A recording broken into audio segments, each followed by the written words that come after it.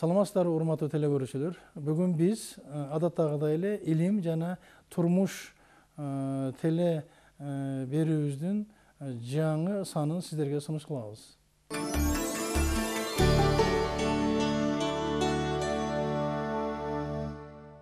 Бүгүн негизинен биздин Кыргызстан үчүн ал турсун жалпы эле дүйнө элдери үчүн абдан актуалдуу болгон бул жер титирөө сейсмология багытында сөз кылмакпыз.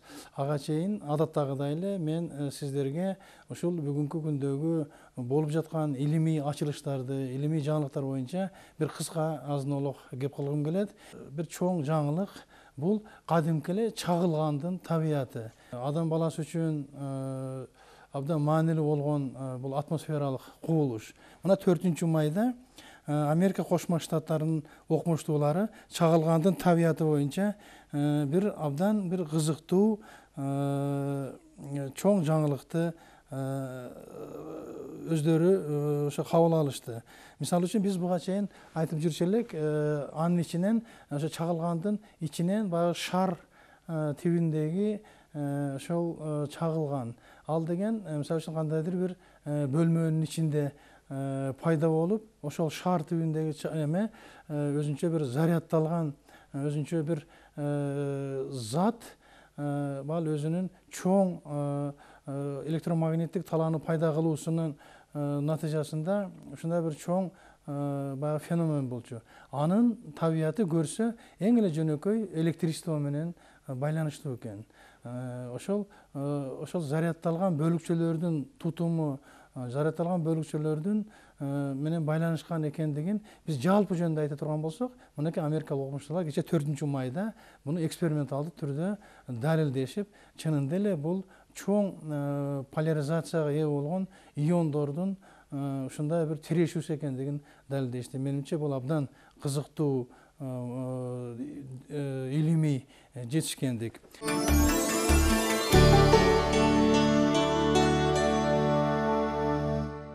Чоң илимий ачылыш ошо 27-апрелде ошол жылда болду.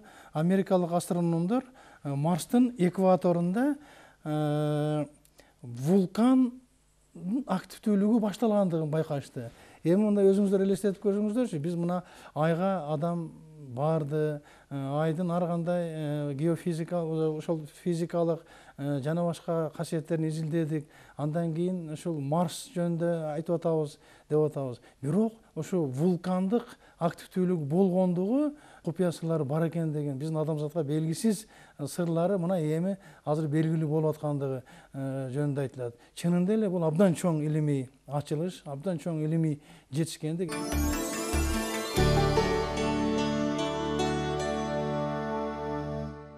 Үчүнчү бир чоң жаңылык жакында эле Германиянын жана Испаниянын окумуштуулары ошол спид оорусунун организмде таралуу механизмин ошол баштан баштап метастазга чейин жете турган механизмдердин баарын изилдеп чыгышты. Менимче бул дагы абдан чоң илимий жаңылык. Бул ошол бир эле немец, испан медиктеринин ийгилиги эмес, бул чынында эле бүт дүйнө жүзүндөгү баардык изилдөөчү медиктердин ийгилиги.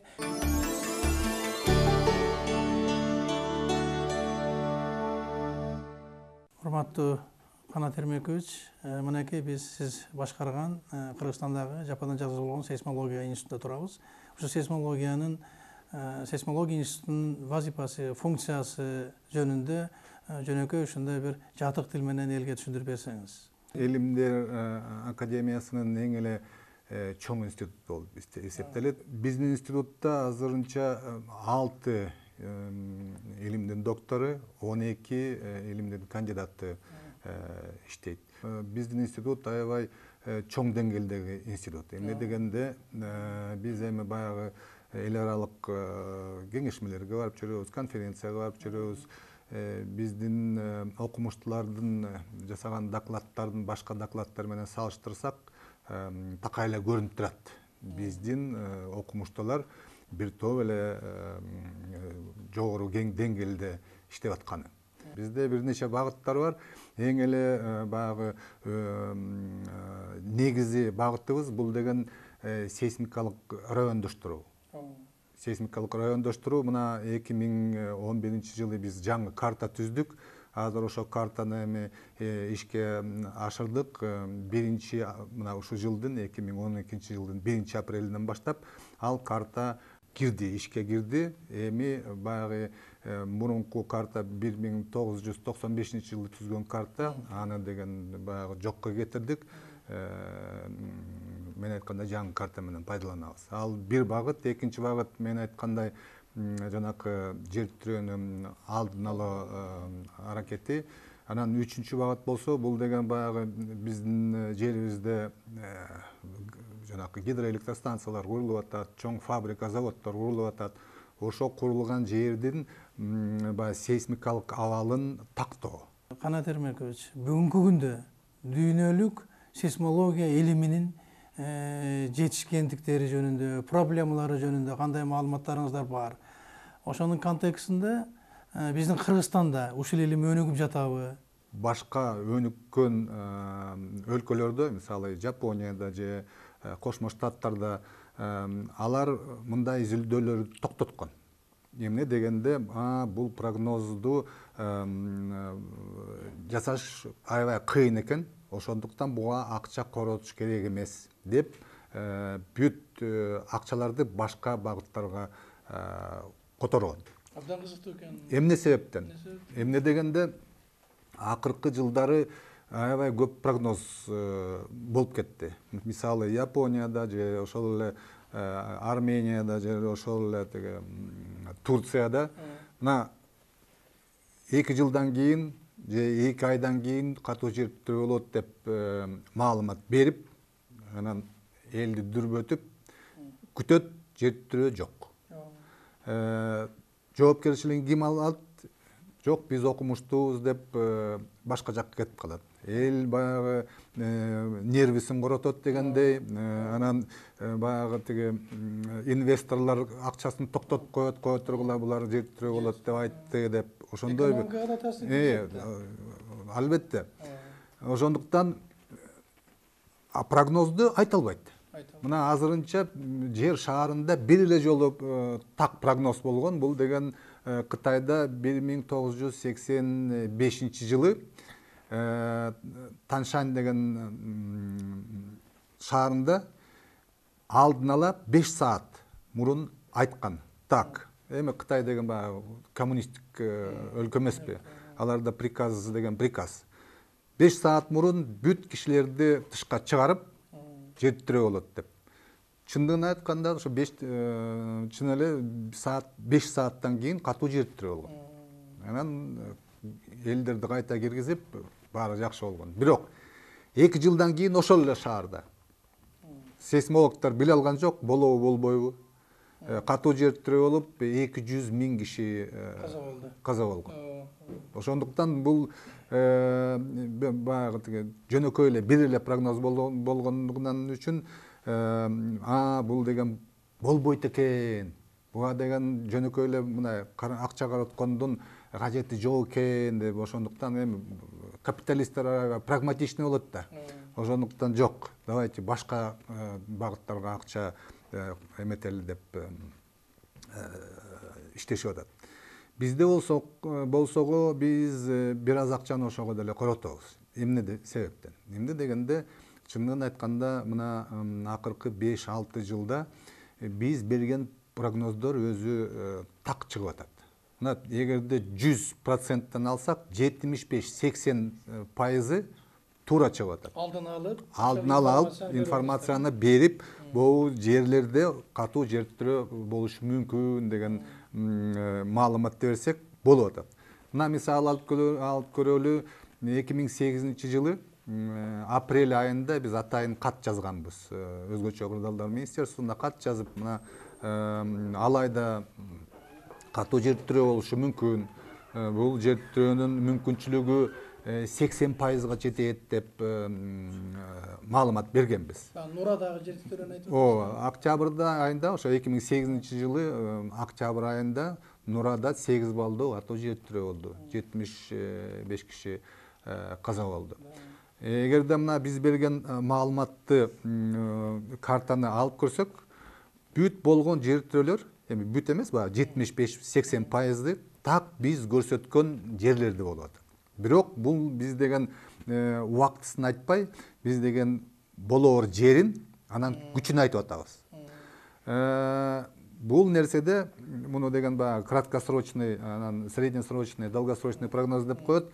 Эми среднесрочный менен долгосрочный прогнозду азыр чынын айтканда 100%га чейин айта алабыз. Бирок краткосрочный 1 жыл, 2 жыл, 3 жылга чейин тилекке каршы азыр эч ким ушу жер шарында эч ким айта албайт. Илимдин кудурети азырынча жетпейт деп айтсак болобу? Да, туура айтасыңар. Ошо так эле ошондой. Жаңы жылдан баштап бир жаңы теманы баштап атабыз. Ошого бир кадам жасайлы деп. Жана краткосрочный деп атпайбыз, 1 жылга чейин. 1 жылга чейин кайсы жерде кандай жертөө болушу мүмкүн деген маалыматты алып, ошону тактайлы деп атабыз.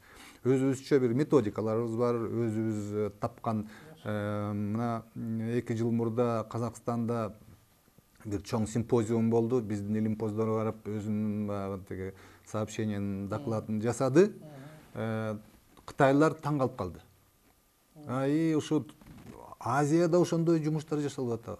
Ошондой жогору деңгээлдүү жумуштар бар турбайбы, кыргыздар да бар турбайбы деп бизге мындай мурун үстөмдөн караган немелер мынтип көзүбүздө карап, кызыгып калышты. Көргөзгүлөчү, публикацияларга барбы?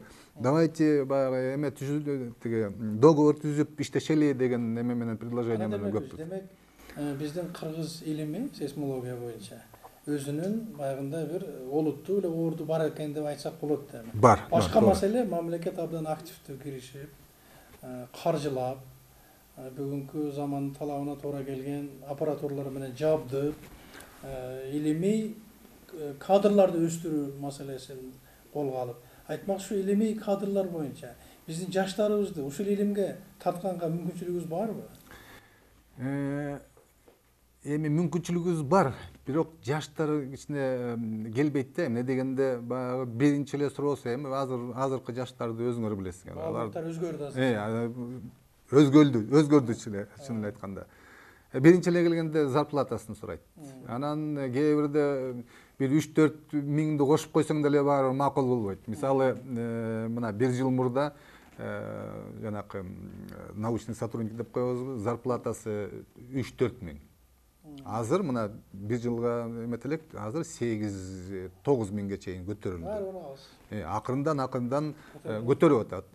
Мына өзүнчө бир фонд түзүп атабыз. Ошол фонддон баягы жаш балдарга, кыздарга кичине дагы кошолу деп атабыз. Стимул кылып, бир 10-12 миң болсо деп үмүттөнүп атабыз. Чынын айтканда акырындан келе баштады. Эми сейсмология жертөө жөнүндө кызыктуу илим. Биз эл аралык фонддор менен аябай тыгыз иштейбиз. Мына мисалы азыркы биздеги сейсмикалык станцияларды жаңырттык. Ошо жаңырткан станциялар бүт эл аралык фонддордон алдык. Ошолорду атап койсоңуз, кандай эл аралык фонддор менен? Биринчиден биз аябай тыгыз Норвегия менен иштейбиз. Мына Норвегия мурдагы жылы бизге 12 жаңы станция сатып берди. Бир станциянын баасы $45 миң чейин жетет. Норвегия өкмөтү? Норвегия өкмөтү. Андан тышкары Кошмо Штаттар менен, Америка Кошмо Штаттар менен аябай тыгыз иштейбиз. Бул жерде алар 10 станция койду. Ал ошо 10 станцияны биз 3 өлкө үстүнөн иштейбиз. Бул деген биринчиден Россия, биз, анан Кошмо Штаттар. Жана мен айтып кеткен 10 станция бул деген Бишкектин тегереп курчап турат да. Эгерде бир катуу жертөө болсо, маалыматты так алгандай. Анан башка фонддор деле бар. Мисалы МНТЦ деп коет. Международный научно-технический центр. Сердиев деген бир фонд бар. Civilian Research and Development Foundation деген аябай жакшы иштейт. Мисалы бир окумуштуга ай сайын $1 миң чейин поддержка берет. Эгерде бир конференцияга Японияга же Англияга барам десем каржылап берет.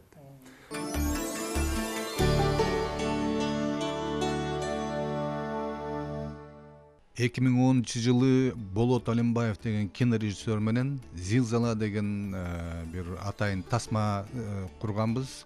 Бул тасмада жер тирөө жөнүндө бир аз сөздөрдү, бир аз ойбуздарды айттык. Ошол эле мен айткан фильмде катуу жер тирөөлөрдөн кантип сактаныш керек, жөнөкөй эле ыкмалар менен кантип жер тирөөгө туруктуу бере алган үйдү куруш керек деген бир аз кеңештерди бердик. Андан тышкары сейсмология жөнүндө, өзүбүздүн кесибибиз жөнүндө бир аз сөздөрдү айтып кеткенбиз. Атайын Нурага бардык, Нурадагы эл менен сүйлөштүк, анан бир нече бир кызык нерселерди көрдүк да. Мисалы, Нура жер тирөөдөн кийин, ал 2008 жылы 5 октябрда болгон, сиз билгендей. Ошо жер тирөөдөн кийин жергиликтүү адамдар өзүнүн үйлөрүн так эле ошо мурун жер тирөөдөн мурунку ыкмалар менен эле куруп атат. Эмне дегенде, мисалы, жанакы куйган кирпич менен салат экен, кирпичине илгеркидей эле саман салбайт экен. Анан мен алардан бул эмне болуп атат, эмне үчүн ошо илгерки ыкмалар менен салып атасыңар десе, агай бизге кандай үй салыш керек, кайсы жерге салыш керек деген эч ким кеңеш берген жок деп мага өзүнүн баягы эмесин айтып атат да. Эми өзүңөр билгендей биздин территорияда жыл сайын 3000ге жакын жер тирөөлөр болот.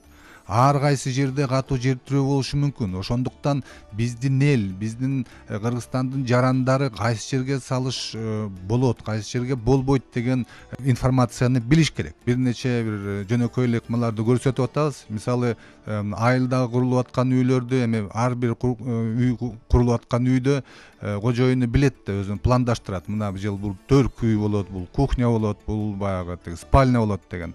Ошо жерлерде, мисалы, ошол эле баягы балдар жатабы же өзүңөр жатасыңар, ошо атайын комнатаны мындай бекемдесеңер, ага деле көп акча каражат кетпейт. Ошондой нерселерди дагы ушу тасмадан биз көрсөтөбүз. Менимче бул элге аябай пайдалуу болот деп эсептейм.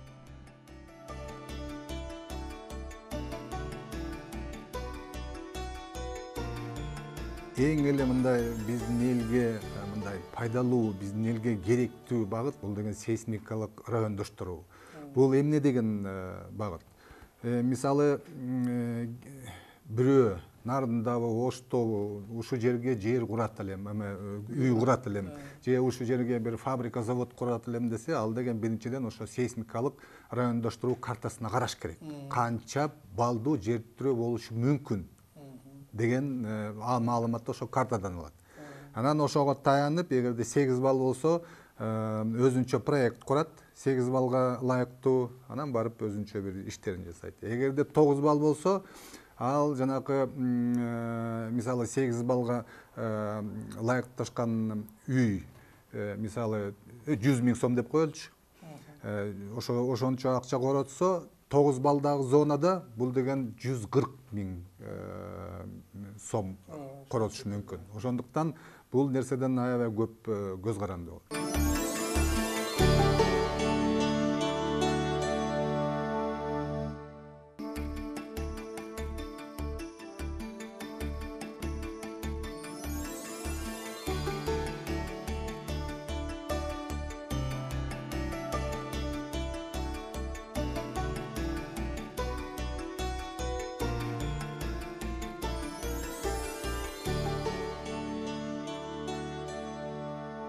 Жана мен айткан 24 станция, ошо жер тирөөнүн очогун тактаганга, күчүн тактаганга биздин өздөрүнүн үлүшүн кошушат экен да. Да. Биздин республикабыздын жеринде 24 сейсмикалык станциялар бар. Ошо 24 станциядан бүт болгон информация келип ушу борборго түшөт. Эгерде бир жерде жер тирөө болсо, мисалы 3 секундтан кийин бизди бул жер тирөөнү экрандан көрөбүз. 3 секундтан кийин экрандан көрөбүз. Анан бул кыздар отуруп алып, ошо жер тирөөнүн очогу кайсы жерде болду, күчү кандай болду, координаттарды кандай болду, тереңдиги кандай болду деп маалыматты эми бир 10-15-20 мүнөткө чейин иштешет, анан ошол маалыматты так берет. Ал мана маалыматты биз баягы өзгөчө кырдаалар министерствосуна беребиз, анан өкмөткө беребиз, башка өзүнчө жолдор менен иштешебиз. Эми бул борборуңуздар күнү түнү иштейт да? Күнү түнү. Бул борбор күнү түнү иштейт, атайын дежурныйлар бар. Түнүн ичинде 2 кишиден калат, ушул иштер менен, ушул жумуштар менен, ушул компьютер менен байкап турушат. Жазып турушат. Эгерде түнкү саат 2-деби, 3-дөбү жетиптирүү болсо, сразу эле мага телефон чалат, мен келем, кайта эле баягы жумушту жасайбыз. Так что бир дагы мүнөткө, бир дагы секундка бул жумуш токтобойт. Ушундай режимде канча жылдан бери ушул сейсмология институтунун астында ушул борбор иштеп атат? Бул борбордун түзүлгөнү аз эле болду. Бул борбордун түзүлгөнү бир 5-6 эле жыл болду. Эл аралык фонддор менен, эл аралык договор менен ушул компьютерди алып, буюрса эми ошо мировой эл аралык деңгээлде. Абдан жакшы. Мени кызыктырган могул компьютер болуп атат да. Ошол компьютер жөнүндө кимдерден жардам алдыңыздар? Бунун функциясы кандай болуп атат? Бул компьютер, бул деген сан компьютер деп коет. Эмне деген бул дүйнөдө эң эле бир чоң анан бат иштеген компьютердин бирөө болот. Бул компьютерди 3 компьютерди бизге Норвегиядан берди. Бир дагы тыйын алган жок, просто баягы жардам катары биздин институтка Норвегия өкмөтү, Норвегиянын өкмөтү берди. Чындыгын айтканда, жана мен айтып кеткендей, ар бир кишиге эле, ар бир институтка эле бербейт. Мисалы, Орто Азияда биздин институтта эле бар ошо 3 компьютер. Биздин Кыргызстан территориясы боюнча бир айда бир ушу 1000ге жакын, 1000ден көп жертирүү болуп турат. Алардын күчтөрүн кээде мындай ощутимый, неощутимый деп коет, ошолорго жараша биз иштейбиз да. Ощутимый жертирөө болгондо ошо жана күндүр түндүр иштеп аткан биздин дежурить этип аткандар, алар берип алып ошо бир жарым сааттын ичинде бардык немелерге сообщение берип турушат, МЧСтерге, башка органдарга тиешелүү. А калгандарын биз келгенине жараша обработка жасап турабыз.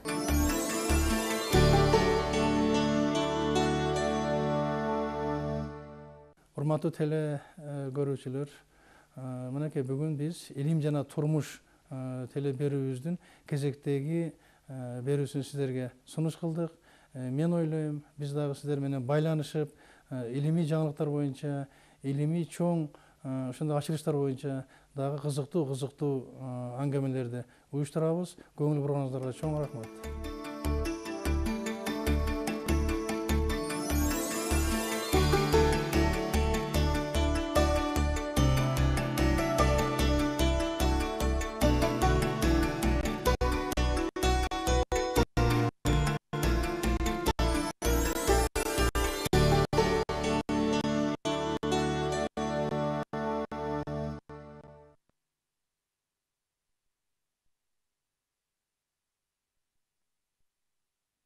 Сенсорный датчик иштеп чыктык. Булар мурда жаныңда алып жүрсөң, азыр